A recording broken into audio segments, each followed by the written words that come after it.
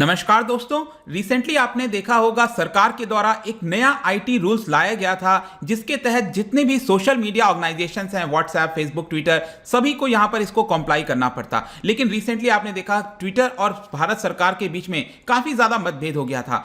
इसी बीच क्या हुआ है कि 2-3 दिन पहले की बात है, यूनाइटेड नेशंस के अंदर कुछ ऑफिशियल्स के द्वारा, मैं बताऊंगा, उनको कहा जाता है स्पेशल रैपोर्टर्स, उनके द्वारा क्रिटिसिज्म किया गया इस नए आईटी कानून को लेकर, जिसको देखकर यहां पर भारत सरकार के द्वारा अब स्टेटमेंट आया है और पूरी तरह से कड़े शब्दों में यहां पर हमने उस क्रिटिसिज्म को रिजेक्ट कर दिया है। तो यहां पर काफी कुछ आपको जानने को मिलेगा कि ये स्पेशल रैपोर्टर्स होते कौन है, क्यों क्रिटिसिज्म किया गया, उनका क्या कहना था और भारत सरकार की तरफ से क्या बयान आया है, सभी चीज को हम देखेंगे। चलिए आगे बढ़ते हैं। अगर आप यूपीएससी की तैयारी कर रहे हैं तो इसके बारे में सारी जानकारी आपको डिस्क्रिप्शन में मिल जाएगी, वहां से आप हमारे ऐप को भी डाउनलोड कर सकते हैं। हुआ क्या है एग्जैक्टली, सबसे पहले हम ये देखेंगे। भारत ने डिसमिस कर दिया है क्रिटिसिज्म, जो नया वाला आईटी रूल्स लाया गया है, जिसको लेकर सोशल मीडिया स्पेशली ट्विटर और भारत सरकार के बीच में जो प्रॉब्लम्स देखने को मिल रही हैं, इसको लेकर जो यूनाइटेड नेशंस के अंदर 3 स्पेशल रिपोर्टर्स, देखिएगा ये स्पेशल रिपोर्टर्स क्या होते हैं मैं आगे आपको बता दूंगा, लेकिन ध्यान रखना है यहां पर कि यूनाइटेड नेशंस के कुछ स्पेशल रिपोर्टर्स होते हैं जिनको अपॉइंट किया जाता है यूनाइटेड नेशंस की ह्यूमन राइट्स बॉडी के द्वारा। तो यहां पर 3 ऐसे रिपोर्टर्स हैं जिन्होंने इस आईटी कानून को लेकर क्रिटिसिज्म किया था, लेकिन भारत सरकार ने कहा है कि यह क्रिटिसिज्म पूरी तरह से गलत है, इनवैलिड है और इसको रिजेक्ट कर दिया गया है। यहां पर भारत सरकार का कहना है कि ऑलरेडी हमारे यहां पर संविधान के तहत जो फ्रीडम ऑफ स्पीच और एक्सप्रेशन है वो दिया जाता है, रिकॉग्नाइज किया जाता है। तो ये जो कहना है यहां पर स्पेशल रिपोर्टर्स का, वो पूरी तरह से गलत है। चलिए अब सबसे पहले तो हम ये समझते हैं कि रिपोर्टर्स होते कौन है। United Nations special reporters basically क्या होता है ना, अगर आप रिपोर्टर्स का मतलब देखोगे, इसका सिंपल अर्थ ये होता है कि किसी भी ऑर्गेनाइजेशन के द्वारा एक किसी व्यक्ति को, कोई पर्सन को अपॉइंट कर दिया जाता है और कह दिया जाता है, उसको एक टास्क दे दिया जाता है। जैसे कि सपोज रिलायंस है, टाटा है, कोई भी ऑर्गेनाइजेशन है, वहां पर किसी एक पर्सन को अपॉइंट कर दिया गया और बोल दिया गया कि तुम इस पर्टिकुलर चीज के ऊपर इन्वेस्टिगेशन करो। इन्वेस्टिगेशन करने के बाद जो भी रिपोर्ट है वो यहां पर लाकर सौंप दो। इसी को कहा जाता है रिपोर्टर्स। किसी ऑर्गेनाइजेशन के द्वारा अपॉइंट किया जाता है, एक पर्सन को अपॉइंट किया जाता है। उसी प्रकार से यूनाइटेड नेशंस के अंदर जो ह्यूमन राइट्स काउंसिल है, उनके द्वारा कई सारे पर्संस को यहां पर स्पेशल रिपोर्टर्स के तौर पर अपॉइंट किया जाता है। अब इस समय अगर आप देखोगे तो 44 ऐसे थीम हैं, थीमेटिक बेसिस पर अपॉइंट किया गया है। 11 कंट्री मैंडेट के ऊपर अपॉइंट किया गया है। इसका अर्थ देखिए क्या होता है, जैसे कि एक किसी पर्सन को रिपोर्टर अपॉइंट कर दिया गया, ठीक है, पर्सन ए, और उसको बोल दिया गया कि पूरे विश्व के अंदर जो राइट टू प्राइवेसी वाला मामला है उसके ऊपर तुम रिपोर्ट करोगे, यहां पर बताओगे यूनाइटेड नेशंस को, ह्यूमन राइट्स को, कि क्या क्या हुआ है, कौन सा देश राइट टू प्राइवेसी के खिलाफ जा रहा है, कौन सा अच्छा काम कर रहा है, जो भी है इसके बारे में तुम्हें रिपोर्ट करना है। उसी प्रकार से अलग कोई दूसरा थीम हो सकता है। तो टोटल इस समय 44 थीम है इस तरह के, मतलब 44 लोगों को अपॉइंट किया हुआ है। उसी प्रकार से कंट्री बेस्ड मैंडेट भी होता है, जैसे कि पैलेस्टीन और इजराइल का मुद्दा चल रहा है, उसमें किसी पर्सन को अपॉइंट कर दिया गया कि यहां पर इसके बारे में रिपोर्ट करो कि क्या यहां पर ह्यूमन राइट्स है। ध्यान रखिएगा यहां पर ह्यूमन राइट्स की हम बात कर रहे हैं,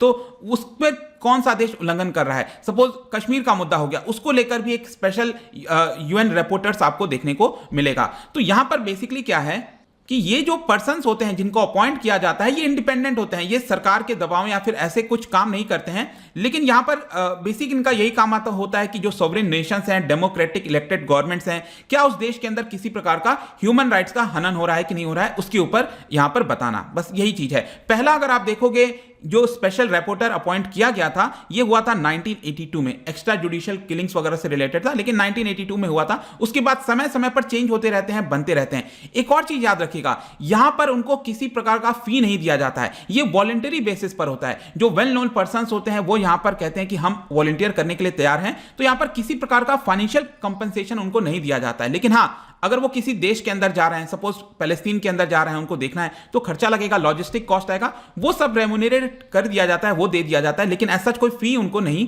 दिया जाता है। जैसे कि फॉर एग्जांपल यहां पर कुछ समय पहले की बात है, जम्मू कश्मीर में जो चेंजेस हुए थे आर्टिकल 370 वगैरह, उसको लेकर भी यूएन के कुछ एक्सपर्ट्स, ये जो रिपोर्टर्स हैं, उन्होंने इसको लेकर क्रिटिसाइज किया था कि चेंजेस नहीं करना चाहिए। जो भी है, ये समय समय पर इस तरह की चीजें आपको देखने को मिलती होंगी।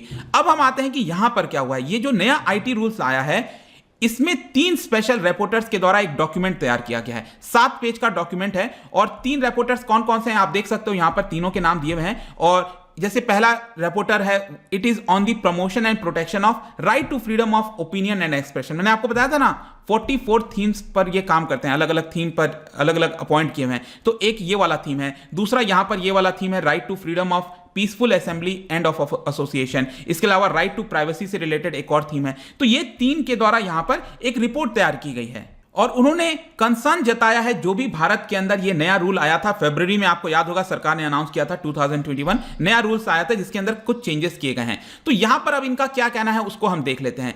ये जो 3 रिपोर्टर्स हैं जिन्होंने डॉक्यूमेंट तैयार किया है, उनका यह कहना है कि भारत सरकार के द्वारा जो भी नया कानून आया है it is not conform with the international human right norms. मतलब इंटरनेशनली जो ह्यूमन राइट नॉर्म्स होने चाहिए थे उसके आधार पर यह नया आईटी कानून नहीं लाया गया है, उससे थोड़ा सा अलग है। बेसिकली यहां पर इल्जाम लगाया जा रहा है फ्रीडम ऑफ एक्सप्रेशन का। ये जो रिपोर्ट तैयार की गई है उसमें बोला गया है कि यहां पर कंपनीज के ऊपर दबाव डाला जा रहा है। कहने का मतलब है कि भारत सरकार कंपनी के ऊपर, जैसे ट्विटर हो गया, फेसबुक हो गया, उनके ऊपर दबाव डालेगी ताकि जो भी लोगों ने कंटेंट उसके अंदर लिखा है उसको रिमूव किया जा सके। तो यहां पर इनका बेसिकली कहना है कि अगर कोई भी सिटीजन है, नागरिक है, वो अपने आप के विचारों को प्रकट करना चाहता है, उसको सोशल मीडिया पर लिखना चाहता है तो उसको लिखने देना चाहिए था। तो यहां पर सरकार जो है ट्विटर और फेसबुक के ऊपर दबाव डालकर ये सारे कंटेंट को हटा देगी। अब ये कैसे हटा देगी? आपको याद होगा सरकार ने जो नया ये आईटी रूल्स लाए हैं उसमें 3 व्यक्ति को अपॉइंट करना है। आपको याद है ना, chief compliance officer, nodal officer और ग्रीवियंस ऑफिसर। ठीक है, इनको अपॉइंट करना पड़ेगा। जो अगर सपोज आपको कोई कंप्लेन है, अगर आपको लगता है कि कोई तंग कर रहा है आपको सोशल मीडिया पर, अभद्र भाषा का इस्तेमाल कर रहा है, या फिर आप कोई कंप्लेन दर्ज कराना चाहते हो, तो आप इनसे कांटेक्ट कर सकते हो और फिर इनको एक्शन लेना पड़ेगा। तो यहां पर ये जो रिपोर्टर्स हैं, 3 रिपोर्टर्स हैं, उनका ये कहना है कि इस तरह का सिस्टम लाकर बेसिकली सरकार क्या कहना चाहती है कि बहुत सारे जो कंटेंट हैं जो सिटीजन्स के द्वारा लिखे जाएंगे उसको हटा दिया जाएगा और ये जो कंपनीज हैं वो जानबूझकर बड़े मात्रा में कंटेंट को रिमूव करेंगी ताकि उनके ऊपर कोई ब्लेम ना आए। मतलब सरकार उनके ऊपर डायरेक्टली ब्लेम ना ला सके, इसलिए ये जो कंपनीज हैं वो बड़ी मात्रा में जो कंटेंट है उसको हटा देंगी। इससे क्या होगा, जो आम नागरिक है, जो अपनी आजादी के तहत कुछ बोलना चाहता है वो भी नहीं बोल सकता है। फॉर एग्जांपल, जैसे कि अगर किसी पर्सन के द्वारा ऐसे शब्द का इस्तेमाल किया जा रहा है, सपोज आपने कोई ट्वीट किया ट्विटर पर जिसमें आपने किल शब्द का इस्तेमाल किया, तो ऑटोमेटिकली क्या होगा, जो कैलकुलेशंस होते हैं, जो ऑटोमेटिक चीजें चलती हैं आर्टिफिशियल इंटेलिजेंस, उसमें हो सकता है कि वो रिपोर्ट कर दे ये किल शब्द का इस्तेमाल किया गया है। लेकिन हो सकता है कि आपने किल शब्द का इस्तेमाल कुछ दूसरे कॉन्टेक्स्ट में किया होगा जो आप एक्चुअल में किसी को नहीं मारना चाहते हो, लेकिन फिर भी आपका ट्वीट हटाया जा सकता है। तो इस तरह की चीजों को लेकर कंसर्न जताया गया है फ्रीडम ऑफ एक्सप्रेशन को लेकर इन 3 रिपोर्टर्स के द्वारा।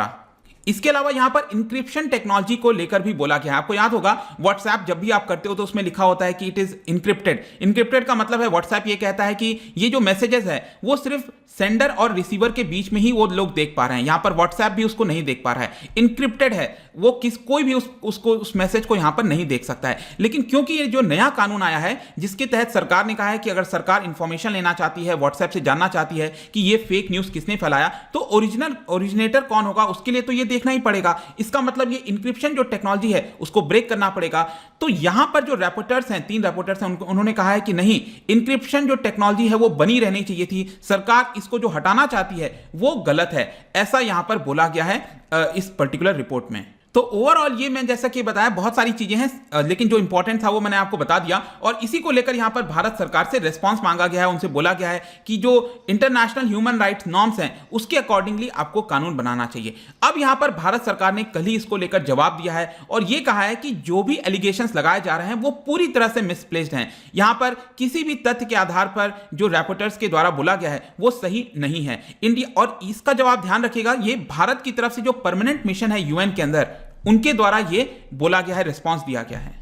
और भारत सरकार बेसिकली ये कह रही है कि it is design to empower ordinary citizens, जो आम जनता है उसको हम एम्पावर करने के लिए ये कानून लेकर आए हैं। और बेसिकली जरूरी इसलिए हो गया था क्योंकि स्पेशली आप कई सारे देशों में देखोगे, भारत में देखोगे तो फेक न्यूज काफी ज्यादा फैलाए जा रहे थे, जिसकी वजह से जो सोशल हार्मनी है देश की वो बिगड़ जा रही थी, सांप्रदायिकता, इस तरह की चीजें आ रही थी। इसको लेकर भारत सरकार कह रही है कि हमें ये लाना पड़ा था। प्लस यहां पर सरकार ने कई सारे रीजंस भी दिए हैं, जैसे कि जो हमारा राज्यसभा है, अपर हाउस है, उसने सरकार से बार बार बोला कि कोई आप कानून लेकर आओ जो सोशल मीडिया प्लेटफॉर्म्स हैं उसको अकाउंटेबल बनाओ। इसके अलावा सरकार ने यह भी कहा कि देखिए सुप्रीम कोर्ट के द्वारा 2 जजमेंट आया था जिसमें सुप्रीम कोर्ट ने हमसे बोला था कि आप गाइडलाइंस लेकर आइए ताकि चाइल्ड पोर्नोग्राफी हो गया, बहुत सारे जो कंटेंट हैं जो गलत हैं इंटरनेट पर, उसको हटाना जरूरी है। तो इसको करने के लिए हमने यहां पर बहुत से लोगों के साथ चर्चा की, तब जाकर ये कानून हम लेकर आए हैं। और इसके लिए जरूरी है कि ये फेक न्यूज कौन फैला रहा है, तो हमें कंटेंट जो ओरिजिनेटर है उस कंटेंट का वो तो जानना पड़ेगा, इसीलिए यहां पर इस तरह की चीजें करनी पड़ी हैं। प्लस यहां पर भारत ने यह भी बोला है कि भारत के डेमोक्रेटिक जो क्रेडेंशियल है वो वेल रिकॉग्नाइज्ड है, हमारे संविधान के अंदर इसको लिखा हुआ है। ऐसा नहीं है कि यहां पर हम ऐसा बोल रहे हैं, लेकिन संविधान के अंदर है, तो इसको लेकर आपको चिंता करने की आवश्यकता नहीं है।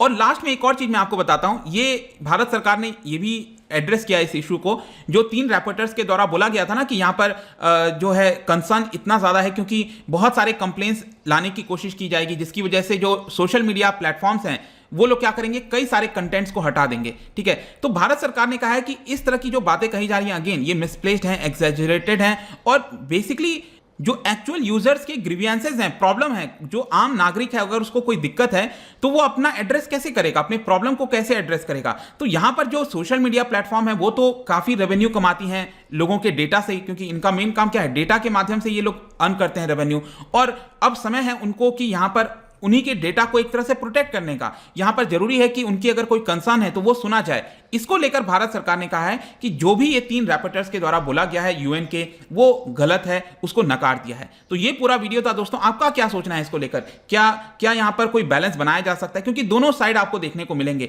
एक तरफ भारत सरकार का भी कुछ हद तक बात सही लगेगा, एक तरफ जो यूएन के द्वारा बोला गया है वो भी सही लगेगा। आपका क्या सोचना है मैं जानना चाहूंगा। जाने से पहले एक इंटरेस्टिंग क्वेश्चन आपके लिए लेकर आया हूं।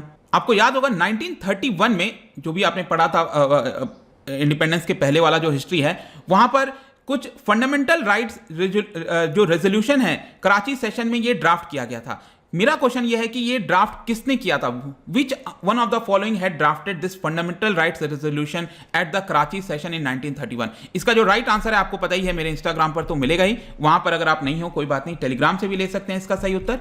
मैं कई सारे एमसीक्यूज यहां पर डालता रहता हूं, स्टोरीज के फॉर्म में आप जाकर प्ले कर सकते हो। बाकी अगर आपको पीडीएफ चाहिए, अलग अलग सोशल मीडिया पर जुड़ना चाहते हैं तो आ सकते हैं, और अगर आप यूपीएससी की तैयारी कर रहे हैं, किसी भी एग्जाम की प्रिपरेशन कर रहे हैं, तो डेफिनेटली आप हमारे ऐप को डाउनलोड कर सकते हैं। आई होप कि ये वीडियो आपको पसंद आया होगा। मिलता हूं आपसे next time, till then thank you very much, see you soon.